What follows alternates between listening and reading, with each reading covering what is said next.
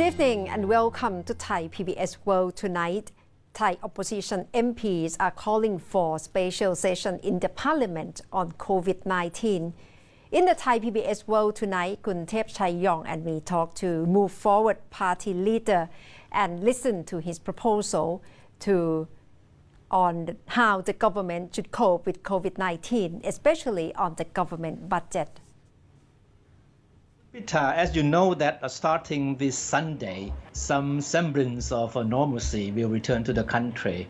You can go out for dining and do some limited shopping, to do some outdoor exercises.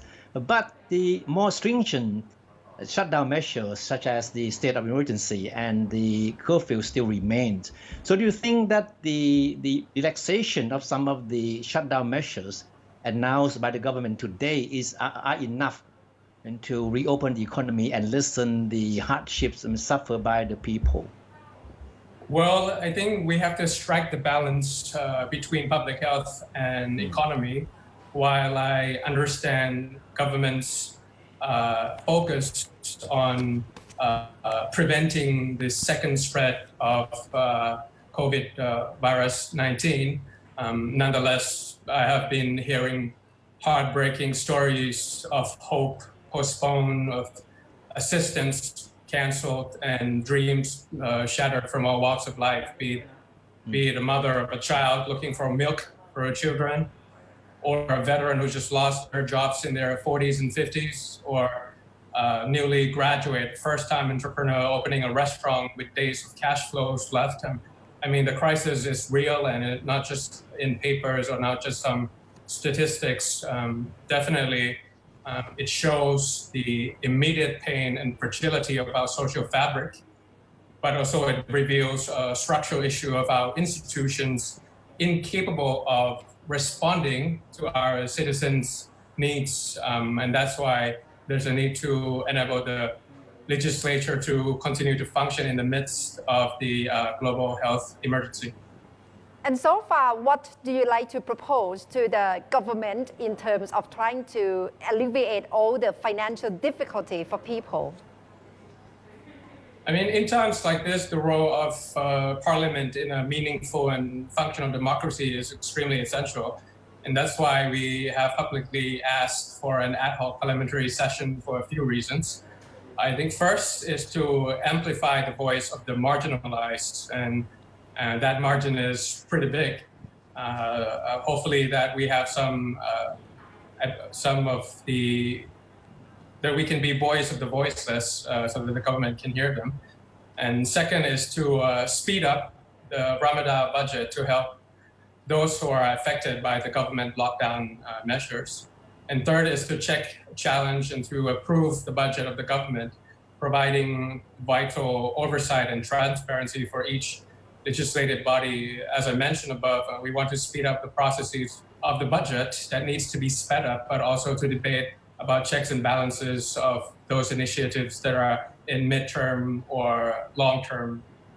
In short, to be crisp and concise, the government initiative and action need to be faster, easier, and more comprehensive. And we'll talk about that a little bit later of what our party proposes.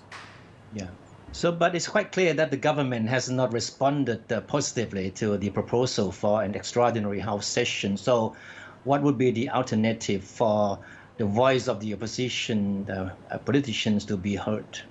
It's still an ongoing effort. I mean, yes, you are right, that the government declined the request, and the Constitution stipulates that we require 1/3 of the Parliament's number of MPs and senators, and that number is 246 to my recollection. And our party, Move Forward Party, all of our 54 MPs have signed the request for the ad hoc session. Still waiting for the remaining head counts, but the question is still, what do we go from here? But as of now, we are hitting the streets. My job is not just in the parliament, it's also outside the parliament.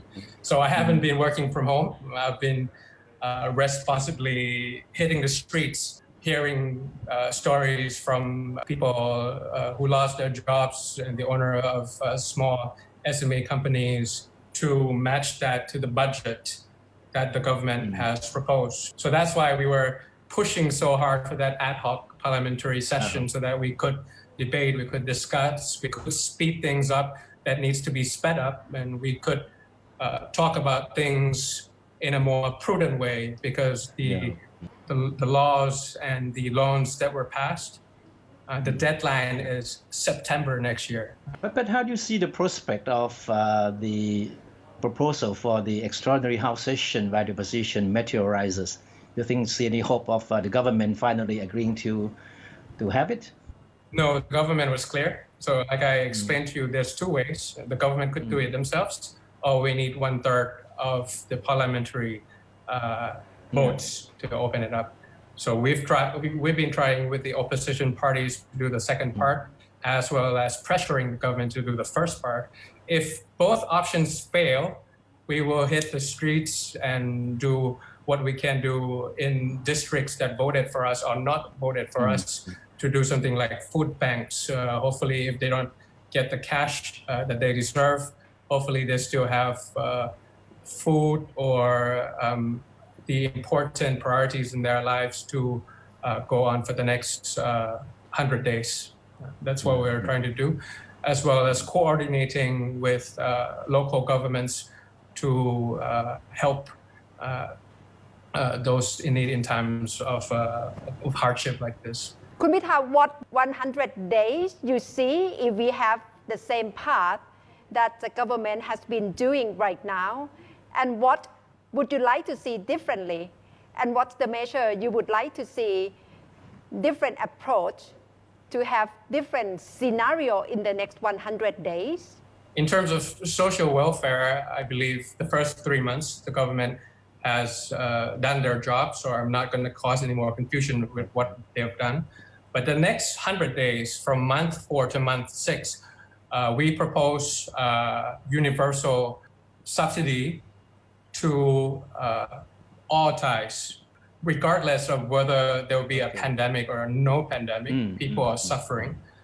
If you're 18 or above, that's about 50 million Thais, you will get 3,000 baht of direct cash transfer.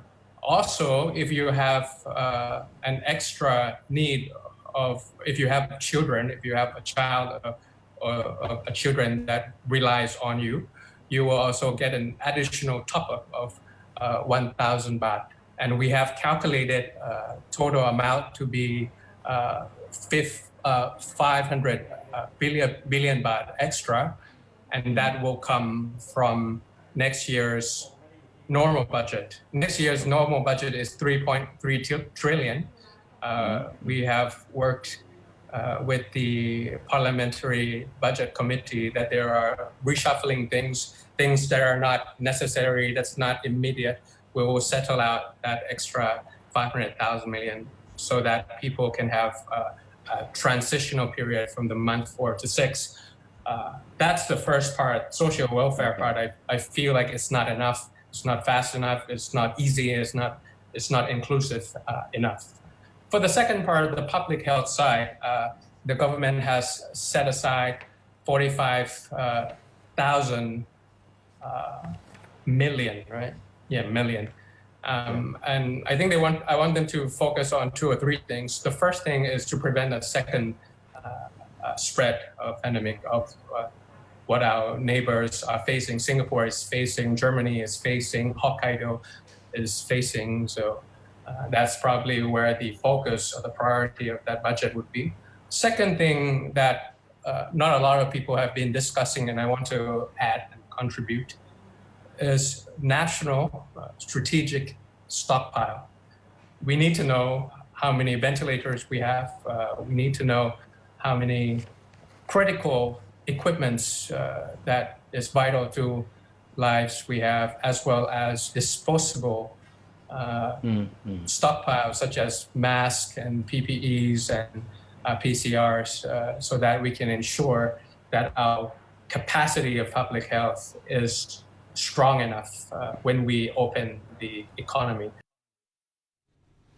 And third stage of coping with COVID-19, according to Kun Pitha, is to have vaccine. to help all the population in Thailand to go out of this COVID-19 situation. And that's all from Thai PBS World Tonight ทั้งหมดคือ